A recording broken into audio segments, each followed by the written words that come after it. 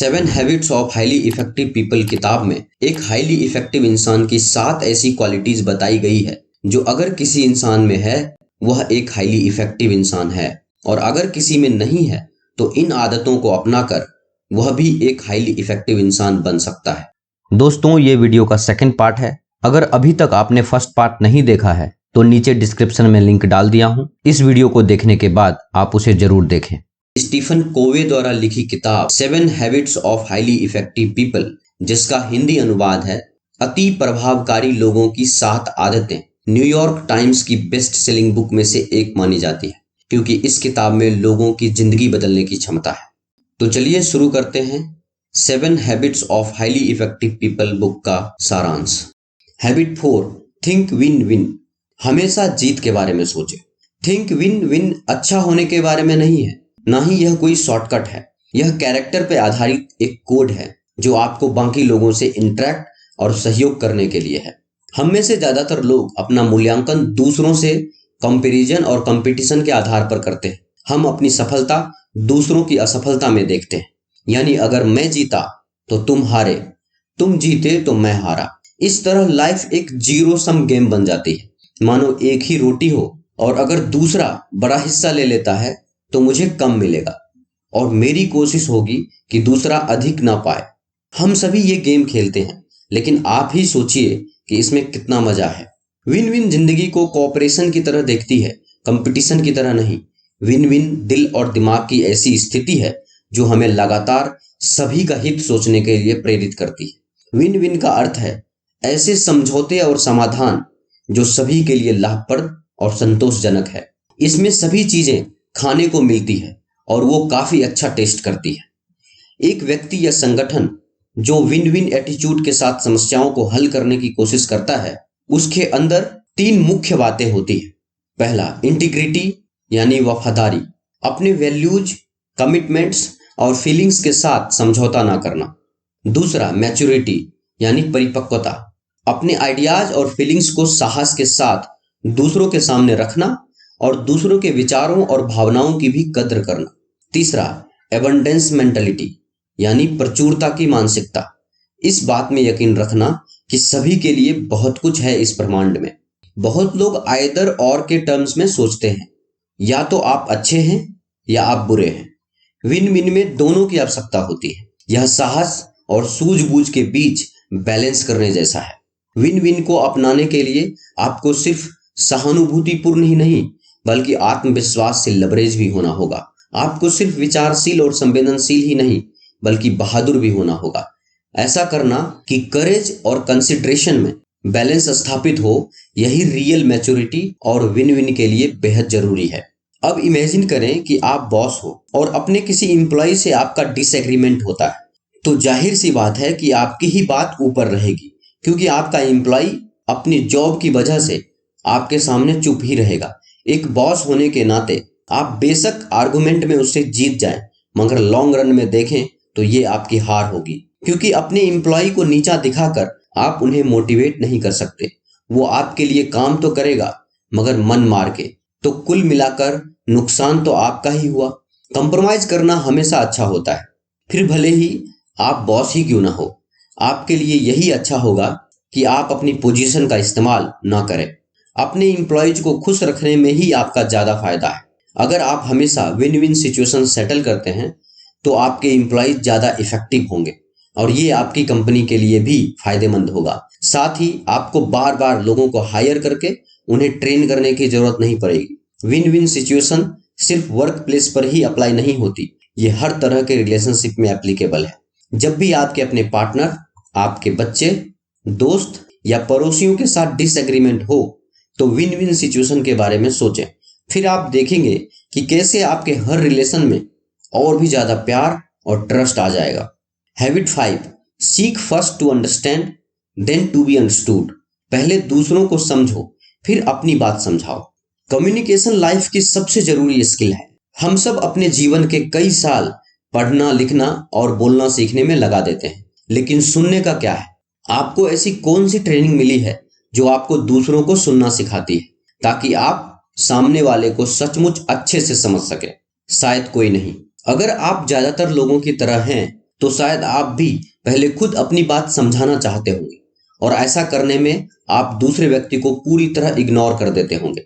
ऐसा दिखाते होंगे कि आप सुन रहे हैं, पर दरअसल आप बस शब्दों को सुनते हैं। आप उनके असली मतलब को पूरी तरह से मिस कर जाते हैं। सोचिए ऐसा क्यों होता है? क्योंकि ज्यादातर लोग इस इंटेंशन के साथ सुनते हैं कि उन्हें रिप्लाई करना है, समझना नहीं है। आप अंदर ही अंदर खुद को सुनते हैं और तैयारी करते हैं कि आपको आगे क्या कहना है, क्या सवाल पूछने हैं, इत्यादि। आप जो कुछ भी सुनते हैं वो आपके लाइफ एक्सपीरियंस से छनकर आप तक पहुंचता है। आप जो सुनते हैं उसे अपनी आत्मकथा से तुलना करके देखते हैं कि ये सही है या गलत, और इस वजह से आप दूसरे की बात खत्म होने से पहले ही अपने मन में एक धारणा बना लेते हैं कि अगला क्या कहना चाहता है। क्या ये वाक्य कुछ सुने सुने से लगते हैं? अरे मुझे पहले ही पता है कि तुम कैसा फील कर रहे हो, मुझे भी ऐसा ही लगा था, मेरे साथ भी ऐसा ही हुआ था, मैं तुम्हें बताता हूं कि ऐसे वक्त में मैंने क्या किया था।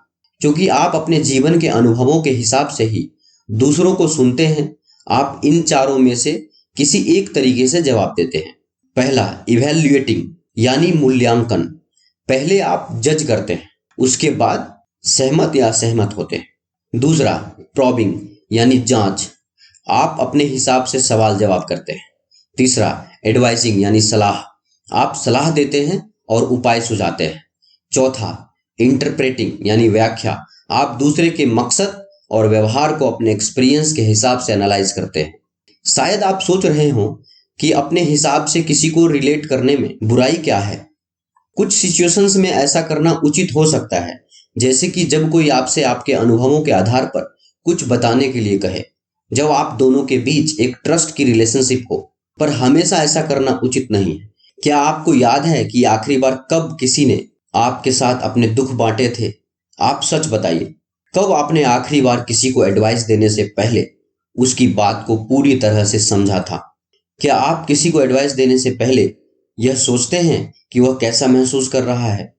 अगर आपका जवाब हाँ है तो आप में एक हाईली इफेक्टिव इंसान की खूबी है।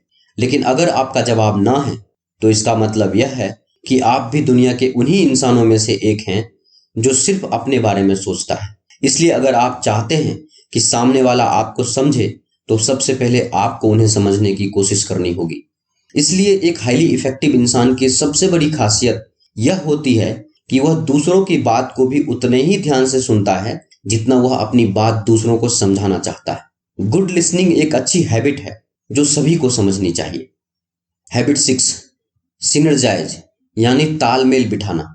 सरल शब्दों में समझे तो दो दिमाग एक से बेहतर है। सिनर्जाइज करने का अर्थ है रचनात्मक सहयोग देना। यह टीम वर्क है, यह खुले दिमाग से पुरानी समस्याओं के नए निदान ढूंढना है। पर यह यूं ही बस अपने आप ही नहीं हो जाता, यह एक प्रोसेस है, और उसी प्रोसेस से लोग अपने एक्सपीरियंस और एक्सपर्टीज को उपयोग में ला पाते हैं। अकेले की अपेक्षा वो एक साथ कहीं अच्छा रिजल्ट दे पाते हैं। सिनर्जी से हम एक साथ ऐसा बहुत कुछ खोज पाते हैं जो हमारे अकेले खोजने पर शायद ही कभी मिलता। ये वो आइडिया है जिसमें the whole is greater than the sum of the parts. 1 + 1 = 3 और 6 और 60 या उससे भी ज्यादा। जब लोग आपस में ईमानदारी से इंटरेक्ट करने लगते हैं और एक दूसरे से प्रभावित होने के लिए खुले होते हैं, तब उन्हें नई जानकारियां मिलना प्रारंभ हो जाती है। आपस में मतभेद नए तरीकों के आविष्कार की क्षमता कई गुना बढ़ा देते हैं। मतभेदों को महत्व देना सिनर्जी का मूल है। क्या आप सचमुच लोगों के बीच जो मेंटल, इमोशनल और साइकोलॉजिकल डिफरेंसेस होते हैं उन्हें महत्व देते हैं, या फिर आप ये चाहते हैं कि सभी लोग आपकी बात मान जाएं ताकि आप आसानी से आगे बढ़ सके? कई लोग एक रूपता को एकता समझ लेते हैं। आपसी मतभेदों को वीकनेस नहीं, स्ट्रेंथ के रूप में देखना चाहिए। वो हमारे जीवन में उत्साह भरते हैं। हैबिट 7, शार्पन द सॉ यानी कुल्हाड़ी को तेज करें। अब इमेजिन करें कि जैसे आप एक जंगल में वॉक पर गए हैं। आपको एक आदमी नजर आता है जो एक छोटे से पेड़ को काट रहा है। आप देखते हैं कि वो आदमी काफी थक गया है, तो आप उससे पूछते हैं कि वो कितनी देर से ऐसा कर रहा है। तो वो आदमी कहता है 5 घंटे हो गए हैं और अब मैं थक कर चूर हो गया हूँ। ये बहुत ज्यादा मेहनत वाला काम है। तो आप उस आदमी को सलाह देंगे कि उसे कुछ मिनट का ब्रेक लेना चाहिए। हो सकता है कि उसे अपनी आरी को तेज करने की जरूरत है, और आप उसे ये भी कहते हैं कि मुझे यकीन है कि इससे आपका काम तेजी से होगा, मगर वो आदमी मना कर देता है। वो कहता है कि वो इतना बिजी है कि उसके पास अपनी आरी को तेज करने का टाइम ही नहीं। अब किसी भी चीज को इफेक्टिवली कट करने के आरी को तेज करने की जरूरत होती है। ठीक इसी तरह खुद को और भी इफेक्टिव बनाने के लिए हमें भी अपने सबसे बड़ी संपत्ति यानी खुद को शार्पन करने होंगे। शार्पन द सॉ का मतलब है अपने सबसे बड़ी संपत्ति यानी खुद को सुरक्षित रखना। इसका अर्थ है अपने लिए एक प्रोग्राम डिजाइन करना जो आपके जीवन के 4 क्षेत्रों फिजिकल, सोशल और इमोशनल, मेंटल एंड स्पिरिचुअल में आपका नवीनीकरण करे। ऐसी कुछ एक्टिविटीज के एग्जाम्पल हैं। फिजिकल यानी शारीरिक एक्टिविटीज के एग्जाम्पल हैं अच्छा खाना, व्यायाम करना, आराम करना इत्यादि। सोशल और इमोशनल एक्टिविटीज यानी सामाजिक और भावनात्मक एक्टिविटीज के एग्जाम्पल हैं औरों के साथ सामाजिक और अर्थपूर्ण संबंध बनाना। मेंटल यानी मानसिक एक्टिविटीज के एग्जाम्पल हैं पढ़ना, लिखना, सीखना और सिखाना इत्यादि। स्पिरिचुअल यानी आध्यात्मिक एक्टिविटीज हैं प्रकृति के साथ समय बिताना, ध्यान करना, सेवा करना इत्यादि। आप जैसे जैसे हर एक क्षेत्र में खुद को सुधारेंगे, आप अपने जीवन में प्रगति और बदलाव लाएंगे। शार्पन द सॉ आपको फ्रेश रखता है ताकि आप बाकी की 6 हैबिट्स अच्छे से प्रैक्टिस कर सकें।